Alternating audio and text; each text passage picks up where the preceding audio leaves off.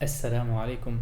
Bismillah, alhamdulillah, wassalatu wassalamu ala rasulillah. We start by mentioning Allah, praising Him, thanking Him, and asking Him to bless and honor our beloved Prophet and Messenger, Muhammad. In our 13th session, we are looking at the 13th juz of the Quran, the 13th part out of 30, which contains the end of Surah Yusuf, chapter 12, the entirety of Surah Ar-Ra'd, Surah number 13, and the entirety of Surah 14, Surah Ibrahim. At the beginning of Surah Ibrahim and at the end of Surah Ibrahim, Allah subhanahu wa ta'ala touches on a very important quality, mindset and action of a believer. Allah subhanahu wa ta'ala, He says on the tongue of Prophet Musa alayhi salam, on the tongue of Prophet Moses, may God bless and honor his legacy, وَإِذْ تَأَذَّنَ رَبُّكُمْ لَإِن شَكَرْتُمْ لَأَزِيدَنَّكُمْ وَلَإِن كَفَرْتُمْ إِنَّ عَذَابِي لَشَدِيدٌ. That remember when your Lord and Master had proclaimed and given the announcement, if you are grateful to me, if you show appreciation, if you give thanks, then I will increase you. I will surely, absolutely, without a shadow of a doubt, increase you. And if you are ungrateful, then know that without a doubt my punishment is extremely painful. Very beautifully, Allah subhanahu wa ta'ala makes, if you are grateful, generic. لَإِن شَكَرْتُمْ. Allah doesn't mention for what or to who.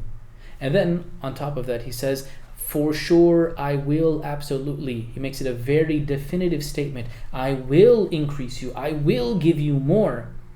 But then Allah makes an FYI. If you are ungrateful, then know that my punishment is very severe. Allah doesn't say, I will punish you.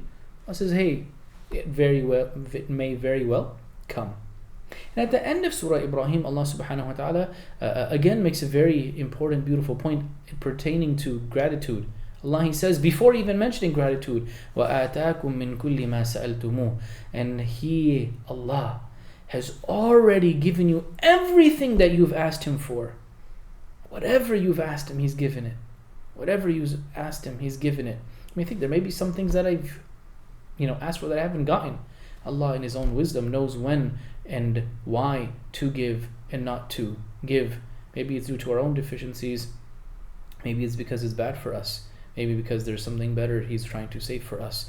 But from the generic, the fact that we are alive, we're breathing, we can see, we can hear this, that we're Muslim. He's given us more than we can imagine.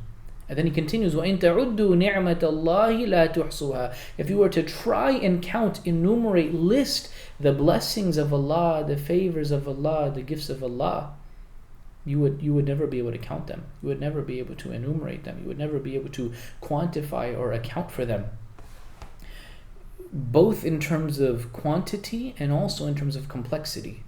If I were to think, okay, I can feel from my hands, each finger I can feel, and then I have eyes that can see, and I can see so many colors and things, and I can smell so many things, I can taste so many things. If I was to count how many things I can do, I wouldn't be able to. Let alone complexity, that for a single follicle of hair that I have on any part of my body, that came from cells that were grown and developed, and those cells came from, at some point, the sperm and egg cell that were from my parents. And then where did those cells come from? Allah subhanahu wa ta'ala created them from my parents. And where did my parents come from? Each one of them came from their own two parents. Each one of them came from their own two parents. Each one of them came from their own two parents. Each one of them came from their own two parents. I would literally have to go back to the creation of Prophet Adam, our forefather Adam alayhi salam, may Allah honor and preserve his legacy, to at least just get to where did the cell come from, to be grateful for a single follicle of hair. Then Allah, He comments, إِنَّ الْإِنسَانَ لَظَلُومٌ كَفَّارٌ. But people, humans, are extremely oppressive, and they are extremely ungrateful and or disobedient.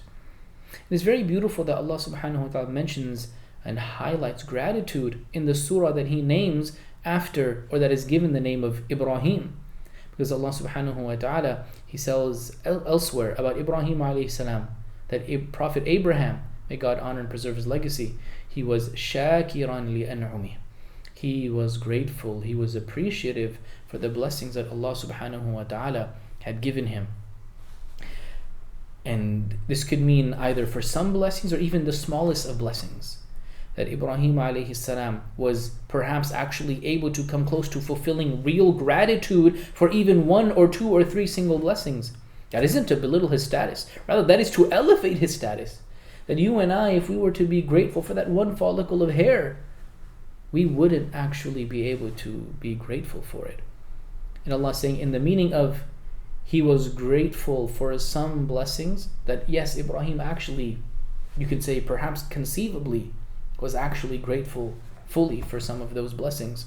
Or you can understand to be he was grateful for the smallest of blessings, the tiniest of blessings, the coolness of water on a warm day, the touch of a loved one, all of these little things. Just alhamdulillah, just saying thank you, Allah.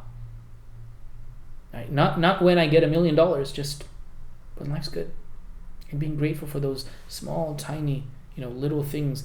And how great and powerful and amazing of a statement is the phrase that the Quran literally begins with Alhamdulillah. Complete gratitude and compliments belong to Allah. The biggest thank you, the most beautiful praise belongs to Allah subhanahu wa ta'ala, our Lord, our Master, our Creator. This is a time for us to always think and reflect that am I grateful, am I appreciative of the blessings Allah subhanahu wa ta'ala has given me? Do I thank Allah? Do I appreciate Allah? How do I respond to these gifts from Allah subhanahu wa ta'ala? Am I grateful? Am I thankful? And from one perspective, not that we should be selfish, but if I want to be selfish, it's only going to come and benefit me. If I'm grateful, Allah will give me more. If I'm grateful, Allah will reward me. If I'm grateful, I will get an eternity in paradise, let alone what I will get in this life. Let alone what I get in this life from Allah.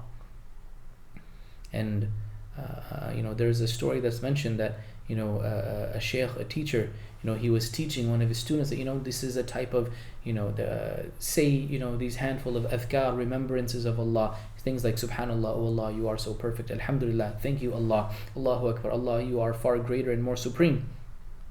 And the student went on and went through the spiritual exercise, remembering Allah, doing this series of litanies and praises. And after, he's like, I'm the same, nothing really has changed. I don't find anything different. And the Shaykh, the teacher, he responded, you should be grateful that you are able to have a habit and a routine of remembering and mentioning Allah. That if I'm grateful for Allah, I'm a Muslim. I may not be the best Muslim. Not that I should be okay with that, but I should try and be better. But Allah, thank you that at least right now, I say La ilaha illallah. Like, I'm not someone who is on the brink of saying La ilaha illallah or hates La ilaha illallah. Rather, Allah, I say it right now. That's such a huge blessing. Huge blessing. Such a blessing that it can save me from the fire of hell. An eternity in the fire of hell. And Allah subhanahu wa ta'ala really make us really grateful and appreciative and thankful to Allah and everyone around us. And experience all of the blessings that come as a result of that. Ameen.